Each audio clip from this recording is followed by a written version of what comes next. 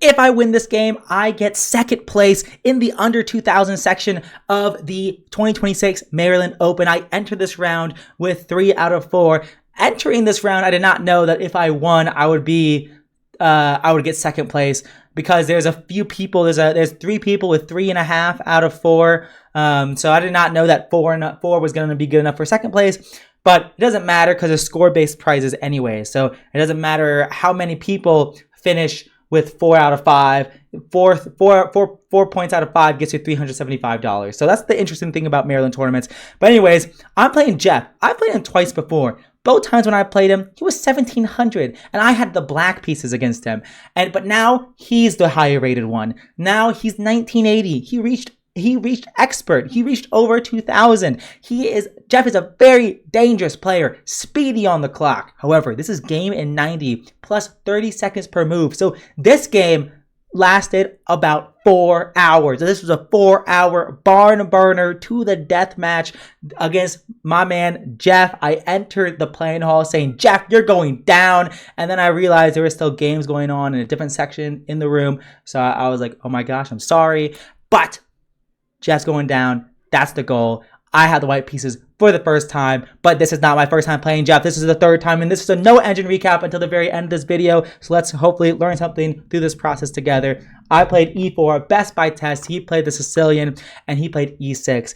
And I like to strike in the center with D4 and play a very offbeat, unprincipled approach. I'm bringing my queen out early so it gets attacked just to bring it back. And he played A6. And if you saw my round 2, I do the exact same thing. I go queen G3.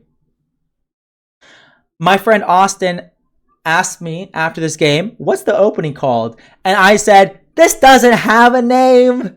It's just a weird sideline. And he was like, oh. And the idea is I am tickling black's king side. That's it. I'm just saying, hey, it's going to be tough for you to develop the same way you would normally do. I'm controlling the dark squares on this long diagonal. I'm targeting the G7 pawn. If you ever move your bishop, you will lose that pawn. And I'm going to develop my dark square bishop also along the dark squares, obviously. So it's just a very interesting way to play. And Jeff does the right thing in the game, which is expand on the queen side. In my round 2 game, my opponent, who had not played a chess tournament in 3 years, he did not expand on the queen side, and I was able to get A4 and A5 and then clamp on his position until he eventually made a mistake. But now Jeff, more experienced and higher rated, plays D6 here, controlling the center and also opening blocking my queen from seeing C7 here, and also maybe developing behind the pawns, behind this D6 pawn, eventually maybe bishop D7 as well. And I play bishop G5 here. One of the ideas in the opening, if he goes bishop E7, I'm going to trade and then take this pawn on G7. So a little trapperuno against him. But he plays knight F6. He's playing very principled. And what do I show for it? My queen's on G3. I literally spent 3 turns moving my queen to G3. Do I really have anything to show for all this queen maneuvering? Well, I play knight F3. I can just continue developing, and this queen goes on a crazy journey. This queen goes from D4 to D3 to G3 to F2 to F1 to D1 to A4, and then eventually taking a pawn on C4. So we're going to see that happen in real time. My opponent plays H6, saying, what are you going to do with the bishop? I just move it back. And, I know Jeff is a fighting player. And you know what? It takes 2 to tango. And I know that Jeff's going to tango with me till the end. We are going to do a dance of craziness in this game, as you'll see. He plays B5. So he's playing on the king side flank. He's playing on the queen side flank. And meanwhile, I have more space in the center, and I'm just developing my pieces like normal. But I'm losing time. I moved my queen 4 times. I'm moving my bishop back. What am I doing? What's my plan? Well, I'm just continuing developing. I got the 6th rank habaneros You know, the 6th rank brothers, or 3rd rank, I guess technically. This is the 3rd rank. I got the 3rd rank defense, got my queen, both knights, and both bishops. When was the last time you saw 5 pieces on the 3rd rank and no pawns on the 3rd rank? Ain't that a kick in the head? So, what does this mean? Well, I castle.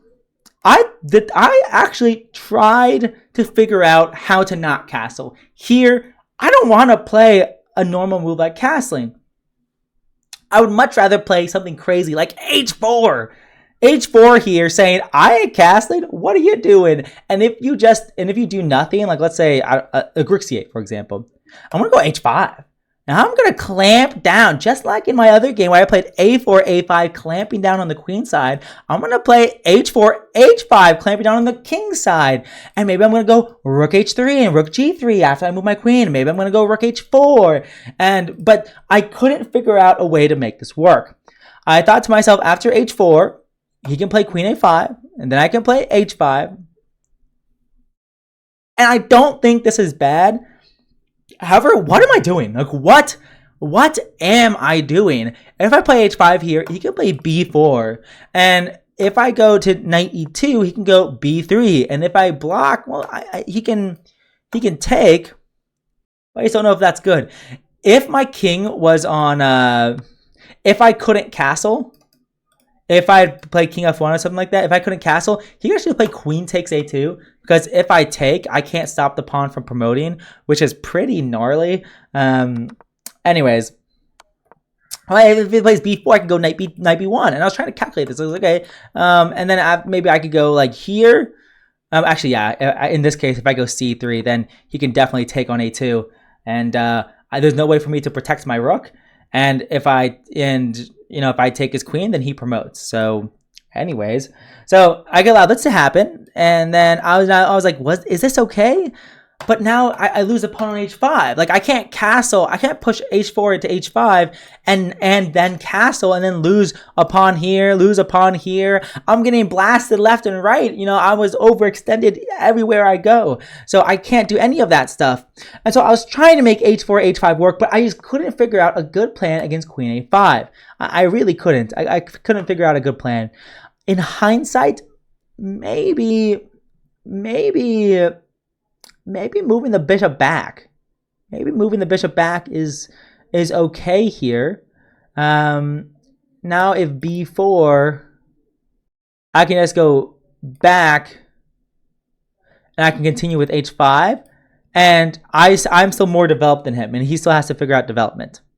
Although in some cases, he might be able to say bishop e7, and then after takes and rook g8 and takes, he can go rook takes g2. And now it's really crazy where you know, I won a pawn. I have this passed h pawn, but he's infiltrated on my 2nd rank. It's probably okay for me, but I just don't know how to evaluate this.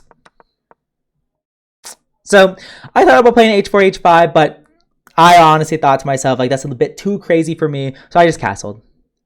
But now, honestly, like, playing bishop e7 and allowing me to take these 2 pawns might be legitimately good for Jeff. Like, yes, I'm up 2 pawns, but look at this rook, and look, this bishop x-rays towards my king as well. Now I'm on the defensive. I don't like being on the defensive. So I wonder from a practical standpoint if maybe this was the play that he should have done. And he can even try to win my bishop pair in this position. I guess he has to be worried about like queen h7 attacking the rook. And then king d7 here would be very interesting. And then go king c7 maybe. Or maybe queen a5 and then you connect your rooks. Maybe rook h8 and then queen g8 coming up. We probably don't want to trade queens though, so I don't know how you would not trade queens. But anyways, you're attacking this bishop, and if I try to save my bishop with a move like bishop f4, then after here, well, I guess this pawn is hanging too, so you're probably losing too many pawns, but it is interesting to think about. So actually, I wasn't sure if I would take the pawn on g7 if he played bishop e7. I think I would, because I have to. Like if I just allow him to castle, he's just better. He's got better pawn play than me. You know, I have to really start striking and while the iron's hot, or else I have nothing to show for all of my weird moves. So So after I castle, he goes queen c7. And now I'm like, wait, is he going to castle queenside? If he castles queenside, what am I even going to do? One of the moves I thought about doing early on was okay, a4 after castling, but then b4. And then if I go back with the knight, what if he castles? What if he castles? What am I gonna do? How am I gonna do this? If I go c3, maybe he gets shuts it down with b3. In this case, that probably wouldn't be a good decision because I'm most likely going to win this b3 pawn. But my queen is looking not so good at attacking his queenside here. So I thought that like we just have a fun, interesting fighting game if he did castle queenside, and even if he tried to shut it down, I can always just try to not allow him to shut it down, I guess. So I thought about a4, but like I don't think I'm gonna play it. It's not worth it.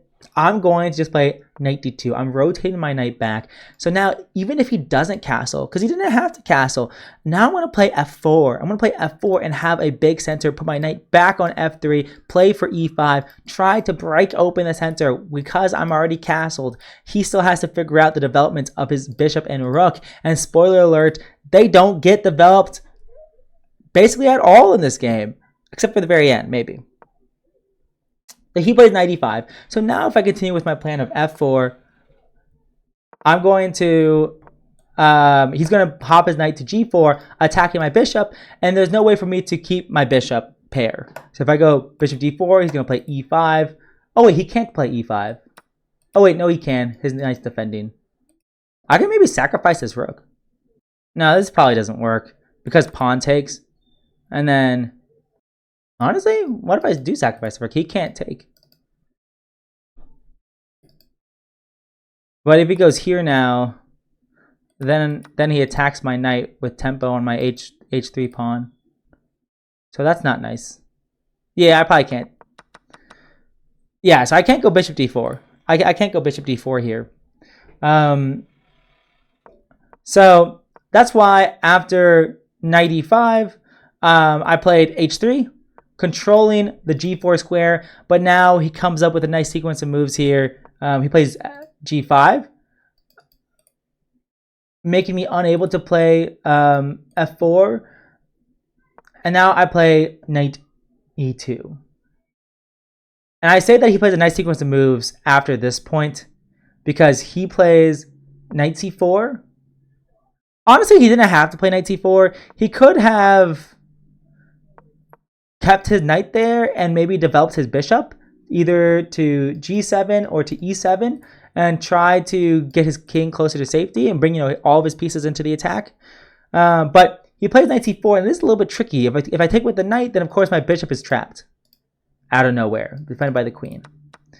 So I take with the bishop. Because if I don't take with the bishop, if I don't take it with my light square bishop, then he's going to take my dark square bishop. And this dark square bishop is very, very important in this position, as we'll see later in the game. So I take, and I end up playing the move f3. So what this did was remove a defender of the e4 square. And one thing I really wanted to do, I really wanted to break in the center. I wanted to like explode everything so then I can play, I can take advantage of the fact that his king is in the center. However, if I try to do that now, well, I can't do that now. If I play f4, he's just going to take my dark square bishop, and I'm just going to be significantly worse in the position because this bishop's going to get developed and target my king, which is not very good.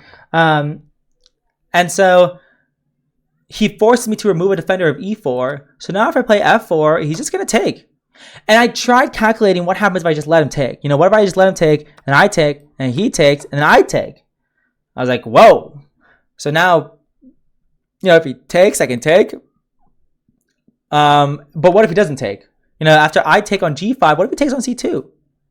And I was like, oh, what if I go knight d4 here and just start, questioning him in the center of the board? Well, now bishop d3 attacking my rook. And I just couldn't find a good solution. It seemed like he just gets a bunch of center pawns, and I have nothing to show for it. Like, I really have nothing to show for my efforts. So that's why after he takes the pawn on c4, I just play f3. And look at my dark squares around my king. I need my dark square bishop to defend my king here, to help defend my king. But now I wasn't able to play f4. I wasn't able to play f4, and now, you know, he has time to solidify his position. He plays e5. He starts out with e5, which is very, very interesting.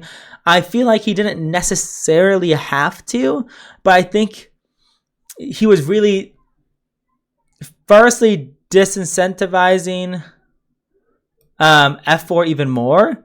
And, you know, he's going to prepare to hop in to f4 via h5. And he's also stopped me from pushing my pawn to e5 and also getting rid of this x-ray. If he goes d5 immediately, then he would hang his queen. So how is he going to generate play in this position? Well, he's going to play e5 first, and then after I play b3, he's going to push d5. And I was very happy to see this. You know, even though, you know, he made me play f3 instead of f4, and now my dark squares around my king are pretty weak, and I'm not close to attacking his king at all. I did realize that, like, you know, he's trying to open the center while his king is in the center, and that cannot be good. So I calculate that if I take on c4, and if he takes on e4, and then I take back, whoops. And if I take back, and he takes back on e4, and I take on e4, and he takes on e4, I'm going to play knight c3, and if he takes his pawn, then I'm going to play knight d5, and he has to stay tethered to the defense of this e5 pawn. So if he plays queen d6 here, then I can maybe honestly play rook f6 here. So maybe actually queen d6 is a mistake. Maybe queen b8 here. But honestly, I still have this check, which looks really annoying. Now his king is really forever in the center here. So that would be very, very cool to see. And here I would have check and king here. And then I would have check. Yeah, this would just be mate, which is crazy. So I was very happy if he took on e4, but instead of that, he took on c4. So now we have symmetrical pawns. So after all said and done, we both have isolated A pawns, we both have isolated C pawns, but he's still not castled. However, he can start hopping his knight into my position. And here first I play rook AB1. Rook AB1, attacking his bishop. And I thought I might have some tactics here. For example, if bishop G7 here, I thought, well, maybe I can just sacrifice my rook and then play queen takes E5, check. Well, actually, when the bishop was on F8. So actually, like, let's say here. Well, let's say I play like rook B8. I thought I might have tactics like knight takes C4, and after queen takes, I would take this pawn and... Oh, wait, I would attack the rook on B8. But if this rook was still on A8, then, you know, the queen could go back to E6 and defend everything. So I thought about things like that, but nothing ever worked. So he ended up deciding to go bishop c8. So he brought his bishop back to its home square, and it's also targeting h3. And I decided to just immediately go king h2 to solidify my position and get myself off of this diagonal. I would love to play, you know, maybe a move like bishop b6 here, attacking the queen. But bishop c5 check would ruin my day. It would make me lose a tempo. And now, you know, I have to go king h2 anyway. So that's why after bishop c8, I just went king h8. I also thought about some tactics like let's say I do nothing, like rook b2, like rook c1 here. There's knight h5 and bishop takes h2 tactics. Oh wait, no. Knight h5, queen, knight f4, and then let's say like rook back to b1. Then there's bishop takes h3 tactics here, pinning the pawn to the rook. And if I take this, just a fork of runos. So I thought it made sense to put my king on h2 for a lot of reasons. And then he played knight h5 anyways. I played queen f2, and then he played bishop e6 here. But now I played pawn to c3. Wow, yeah, I really thought about playing rook b6. I really wanted to play rook b6. However, I I felt like pawn to c3 ruined my day because now I was forced to go knight b3. There's nowhere else to move the knight. I could put it back on b1, maybe, I guess, but that doesn't look too appealing. If I play knight b3, then I can't double my rooks on the b file very easily, and I can't infiltrate. And after knight b3, he's going to play bishop b7. And what do I have to show for my efforts? What do I have to show for it? Nothing. I have nothing to show for my efforts. How am I possibly going to win this game? So that's why after bishop e6, I decided to play my own pawn to c3 because I'm like, now there's nothing to stop me from doubling up my rooks on the b file. If he tries to contest it, well, the issue is his bishop and rook still aren't participating in the game. So now I can just put my rook on the c file, and then maybe actually I could also this is probably the best. Yeah. And then maybe I'll play rook a6 attacking the pawn. Maybe I'll do that, or maybe not. Maybe I'll play queen f1 like in the game, and to try to double up that way. So maybe it's actually not that appealing if he does trade rooks. I've got to figure out a way to try to apply pressure. I'm not sure. But he plays bishop b7, and now I play rook b6, and he does not castle. He does not castle. Firstly, he centralizes his knight. If I take his knight with my knight, he's going to take with the g pawn, and now my bishop is trapped. So both my light square bishop and my dark square bishop would be trapped if I took the knight on the respective c4 and f4 squares with my knight, which is kind of really, really funny. But I did not trade off my dark square bishop because the dark squares are especially important for me. So I left the tension. I just doubled up. I doubled up. And here, I'm threatening to infiltrate on b7, and I'm going to cook your grill here. I am going to try my best here to create problems. If you castle, I'm going to go rook b7. And if you go queen d6, I'm going to go rook 1 b6. And now it's going to be really tough for you to stay tethered to the defense of your bishop. If you go queen a3, well, now I'm going to go knight b1 here. And what are you going to do? How are you going to defend your own dark squared bishop here? Yeah, it's a good question. It's a good question. You can't. If you go queen a5 targeting the rook, well, my bishop and queen guard my rook already, so I can just take your bishop. So that's why after I double up rooks on the b file, he plays bishop c8, guarding b7 here, stopping me from infiltrating. But now my rook actually has vision on a6 and also h6, so kind of stopping him from developing here. And here, I think he needs to go king f8 after my move, queen f1. He needs to go king f8, after queen d1, go king g7, and after queen a4, now he can go... Well, actually, I lose my knight on on e2. I have to be very careful here. So if I trade off my knight, his knight for my bishop here, then after here, he can probably... Is he still losing this pawn by force? I thought he wasn't. He could probably just go bishop c5, attacking the rook.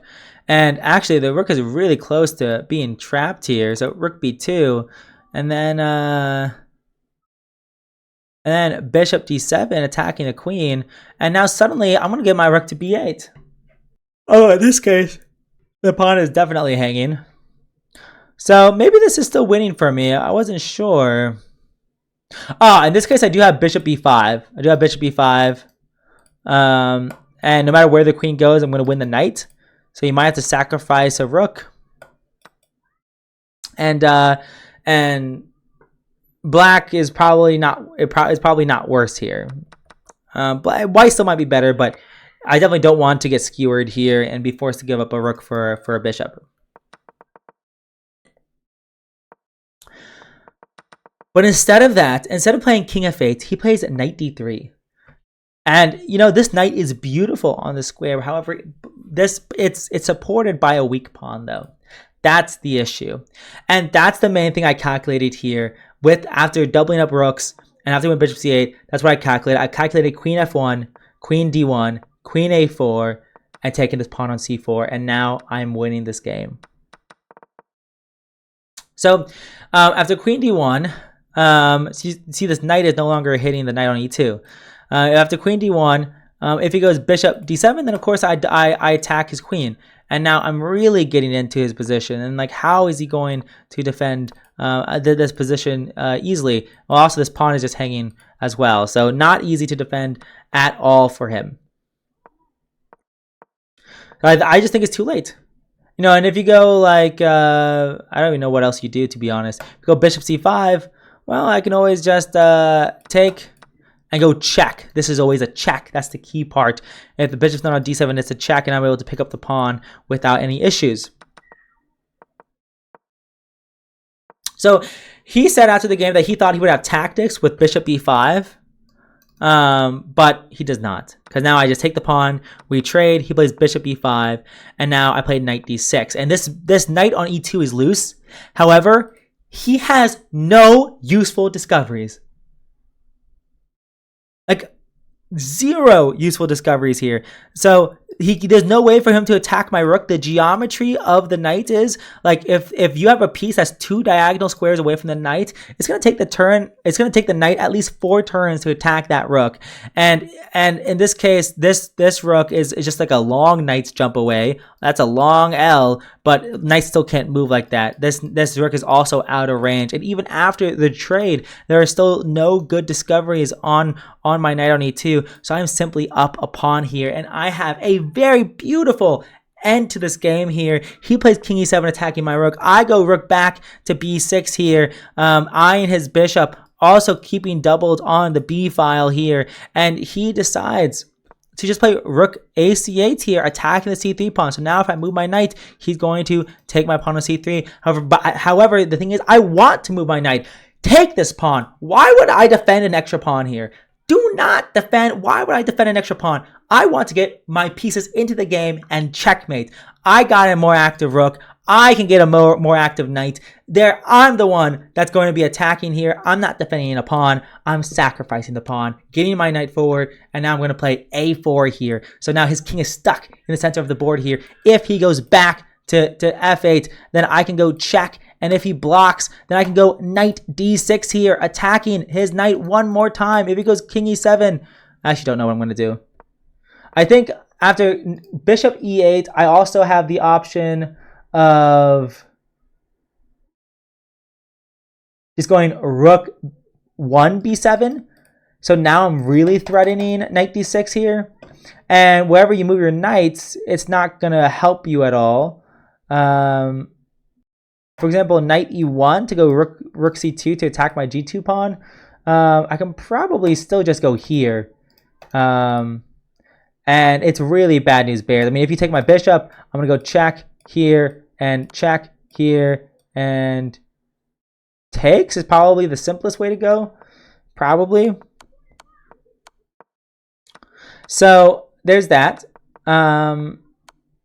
It looks very dangerous to put your bishop on e8 like this, and the fact that my knight is really close to checkmating the black king. I mean, also if you go king e8 as well, then now I win the rook on h8, and yeah. So after king d7 here, if I do go give a check, you know, it's not bad. But however, is it really that good? He can go forward to c6, and after I take my pawn, you know, he's in. He has an active king. He has an active rook. He's x-raying my undefended bishop. Like, is this really okay for me?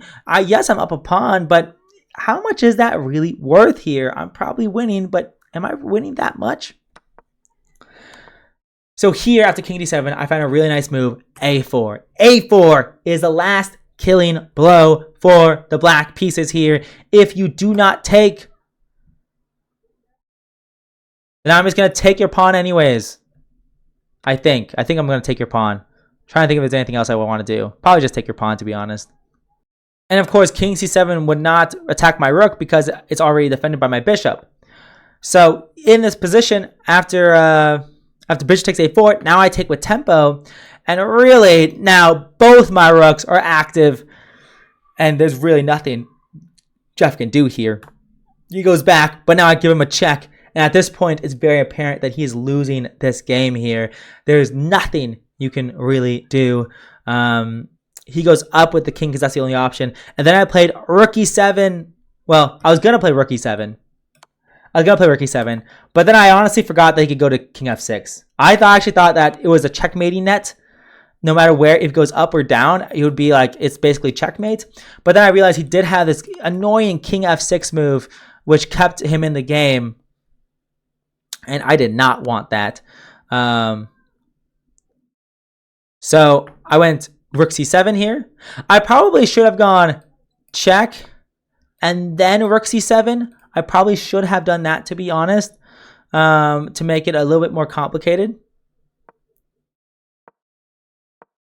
So his king's further away from the defense of his bishop. But instead of that, I just go rook c7 immediately. And then he goes rook d8. I go rook b6. And now I have maximum pressure here. And here I have 3 minutes. I think down to 1 minute. Because I'm like, is this enough to win? Does he have any final tricks left in the position? He's x-raying my bishop. Is that something I should be concerned about? How am I going to win this game? And I think down to 1 minute now. Jeff has like 40 minutes. I have 1 minute. I give a little knight carousel. I give a check. If you take my knight, I'm going to take with check and then take your other rook with check. So you cannot take my knight here. So he goes back to e6, and now I take. So I gained a minute on the clock, and then I take the pawn on f7, and now he has one last target. He's down a piece. He's going to try to go after my king. My king does not have an easy escape route out. What am I going to do? I'm going to attack h6, because after he moves his knight to attack g2, now I'm just going to take with check. And take his bishop here, because now if he takes my rook, I'm going to take his rook, and then after he takes back, I'm going to take his pawn and push my other pawn to victory here. There's nothing he can do. So that's why after I take his bishop, he takes my pawn with check, and I have under a minute left. I have 30 seconds. I get 30 seconds per move, but each turn I'm thinking down to 20 seconds, down to 30 seconds. I don't have much time left, but you know, is this going to be enough? After I move my king, he's attacking my bishop. How am I going to win this game? I think of a very nice idea. I go check, and if he stays on the 7th rank, he goes here, bam, you get hit with another check, and now both my rooks and my bishop, you are surely going to get checkmated here. For example, if you go here, I'm going to go check, and if you go here, I'm going check, and if you go here, I'm going checkmate. So if you stay on the 2nd rank, you're going on a dark square. He wants to go on a light square here, avoiding any checks here. And now I decide to play rook h7. That's the move I played, because if he takes my bishop, I'm giving a bishop. But now I'm going to give you, it's going to be a ladder checkmate. Because if you take my pawn, of course, it's just going to be checkmate after you block with the rook. And if you block, and if you go rook d3 to block the check with rook d8, well, now I'm just going to check, and I'm going to win this endgame. Well, actually, I probably have to go rook f7 here to guard my f3 pawn, and then bring my king forward. So king e8, rook f5, and then king e7, king g1, king e6, king over here, and after the knight gives a couple of checks, I'm going to win this pawn, win this endgame without any issues here. So he cannot take my bishop. So with 20 seconds left on the clock, I'm at rook h7, and then he takes my pawn on f3, and he's one move away from checkmating me. I think I played rook h7 not with 20 seconds. I think I played it with 7 seconds on the board. And now he's one move away from checkmating me, but staying calm, staying cool, staying collected. Rook c6 check, and now my rook blocks the 7th rank. This rook is giving a check. He has to go on a dark square, and whichever way he goes, it is check and mate. And I finished with 4 out of 5. I gained 33 rating points. I jump up from 1928 to 1961. This is the highest I've been in probably 10 months. I have to check when I think the last time I was this high was at the end, towards the end of July, maybe even June or May last year. So it's been a whole year since I've been in above 1950. It's been a long time coming, but I'm finally back. I'm back to 1960, and I'm hoping to get that push over to 2,000, eventually 2,100, and eventually 2,200. I get $375 in the bank. I have one of the most exciting games in a while, and I cannot, and this game was crazy, and I can't believe this tournament happened, and it was crazy. It was crazy. And with that being said, I think I'm just going to hit the game review. And, I'll see you guys in the next one.